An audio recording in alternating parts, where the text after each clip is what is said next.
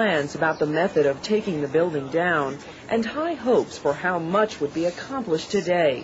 Just after 11 o'clock, a wrecking ball was aimed at the building and it took its first whack.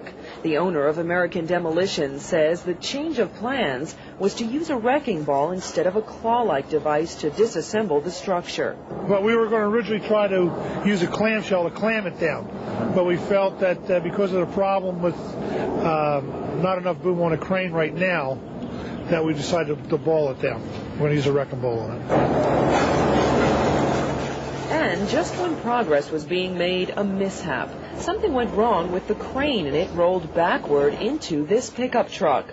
No injuries, but the demolition came to a screeching halt. A couple of hours later, the crane crept up 7th Street and took a swing at the 4 buildings on the east side of the street. They have also been slated for demolition. Those buildings continue to move, and they were worried about, because it's a different kind of construction than this, that some of those might fall down or the facades might fall off, and they felt they wanted to take those down first before they continued working on the front of this building. Even though we've never been able to get close enough to the buildings on the east side of the street to show you the damage to we are told that it is significant. We're told that in some of those buildings, the windows have popped out, brick has fallen down, and in one of the buildings, the foundation has collapsed.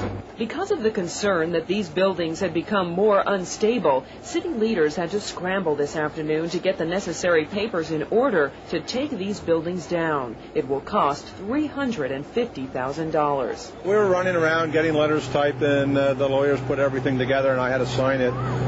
So that's all in place now. By late this afternoon, when these buildings started coming down, the crowd of bystanders had already thinned out. The crowd this morning was huge as people came from as far away as Quakertown to get a glimpse of the Corporate Plaza building. It was just something I wanted to see. I grew up with my son. As I said, we were in the construction business all our lives, and it's just something I just wanted to be part of. I can't believe the destruction. I can't believe it settled that far and how bad it looks, really. Nancy Werteen, Channel 69 News. Before long, demolition crews were reconsidering the idea of an implosion to bring the building down. The concrete poured in the sinkhole had actually helped stabilize the building, and the wrecking ball was having little effect. By Monday, March 7th, a decision was reached. They would go with dynamite, though that would take time to prepare. But how much time did they have?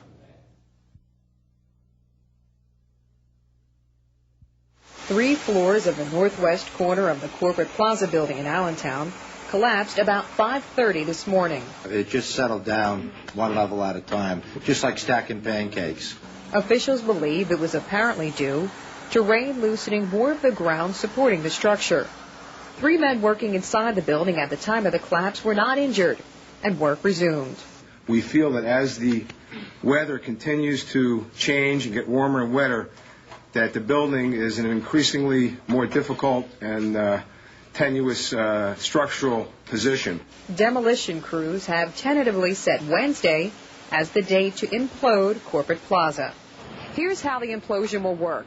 Crews will enter the building and place explosives near the support structures or columns on just about every level. When the explosives are set off, the columns will fall in, thus weakening the surrounding walls so that everything collapses into the middle, thus an implosion. And we're told that the whole process will only take 8 seconds. City officials are sponsoring a raffle to promote the implosion, or what they're calling the Big Bang. The lucky holder of a $5 ticket will get to push the plunger that will set off the explosion to level the building.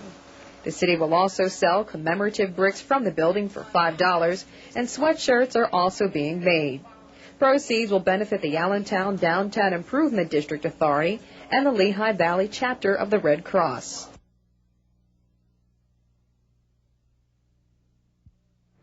The Leaning Tower of Allentown is in its last few days of existence, drawing tourists left and right. And they'll really want to have their film ready on blast day, and they'd better be quick on the shutter as the wreckage comes down. 8 seconds from start to finish. That's all it'll take. Carl Mason's heading up the demolition effort. Right now, we're prepping the building. We have men inside that are preparing the columns. We're cutting them with torches and slotting them for putting in the explosives. They're loading a putty form of dynamite into the columns tonight. When the lucky button pusher pushes it, here's what'll happen after you hear the boom. We're going to use gravity as much as possible. We're going to hit the main structural columns in the center, 2 bays, base 3 and 4, and then what you'll have is a stack of floor slabs It'll be a couple of stories high. If you look at the outside of the building, you can't see any movement at this point, but Mason says there is movement. They're still tracking some moving and shifting inside. In other words, it's unstable. And he says they would blow it up right now if they could.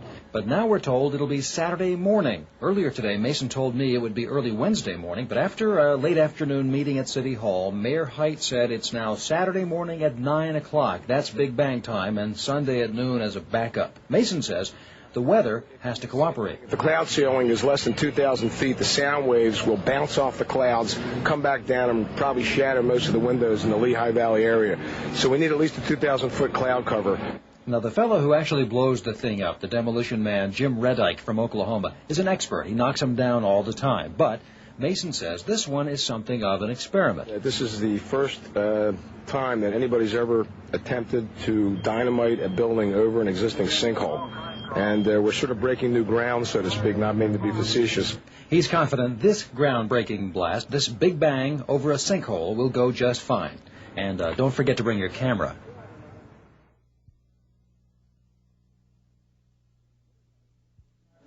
Mayor Height looks every bit the general, laying out the battle plans. The lines are drawn. So this is the total area here. A section of Center City is a special security zone now, an area surrounding Ground Zero, the crippled Corporate Plaza building. The city is sending people around tonight and again on Friday to pass out notices about the big blast on Saturday morning, to tell people who live very close to Corporate Plaza that they have to get out during blast time, and to tell folks who are a bit farther away that they must stay in their homes during the blast time between 8 and 9:30 Saturday morning. People within about a block of the blast will be evacuated. Again, you'll get a notice as to what you should do. The overall security area is between Walnut and Turner Streets and between 6th and 8th Streets.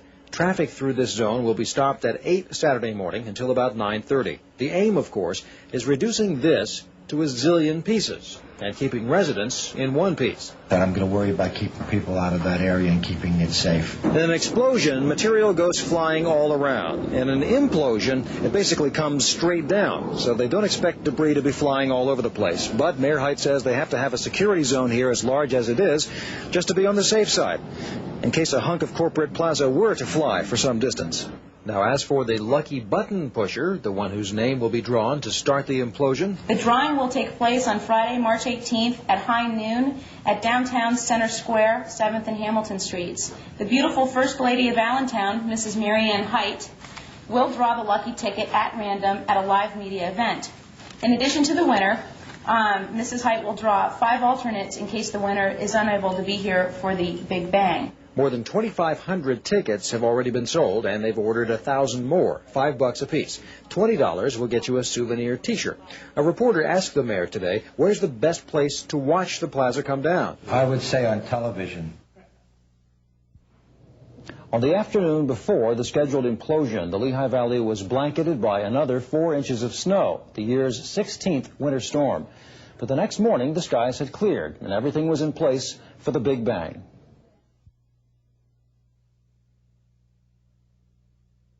We have cameras at various places around Center City aimed at the building, and we're going to be showing you various angles of what we plan to cover this morning. It looks like everything is just right for it. It's cold, it's chilly, but the conditions are nice. We don't have that cloud cover problem, and it looks like it's going to be a very, very clear view for a lot of people. There are people around town in this area that's cordoned off, the area between 6th and 8th Streets and Turner and Walnut to the north and south. That area has actually been cordoned off. Some people